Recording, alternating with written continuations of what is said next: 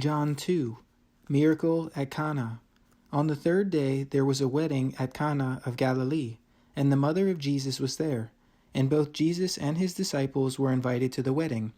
When the wine was all gone, the mother of Jesus said to him, "They have no more wine." Jesus said to her, "Dear woman, what is that to you and to me? My time to act and to be revealed has not yet come." His mother said to the servants, "Whatever he says to you, do it." Now there were 6 stone water pots set there for the Jewish custom of purification, ceremonial washing, containing 20 or 30 gallons each. Jesus said to the servants, "Fill the water pots with water." So they filled them up to the brim. Then he said to them, "Draw some out now and take it to the head waiter of the banquet." So they took it to him. And when the head waiter tasted the water which had turned into wine, not knowing where it came from, though the servants who had drawn the water knew, he called the bridegroom, and said to him, "Everyone else serves the best wine first, and when people have drunk freely, then he serves that which is not so good.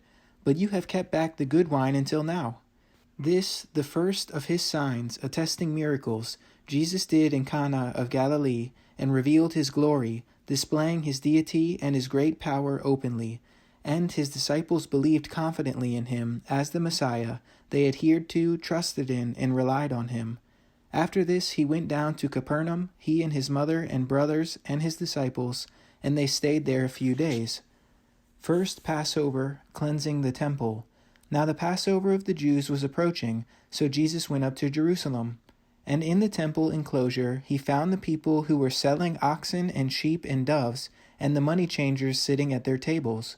He made a whip of cords, and drove them all out of the temple, with the sheep and the oxen, and he scattered the coins of the money changers and overturned their tables. Then to those who sold doves he said, "Take these things away. Stop making my Father's house a place of commerce." His disciples remembered that it is written in the Scriptures, "Zeal, love, concern for your house and its honor will consume me."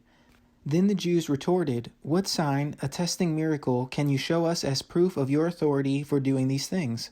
Jesus answered them, "Destroy this temple, and in 3 days I will raise it up." Then the Jews replied, "It took 46 years to build this temple, and you will raise it up in 3 days?" But he was speaking of the temple which was his body. So when he had risen from the dead, his disciples remembered what he had said, and they believed and trusted in and relied on the Scripture and the words that Jesus had spoken.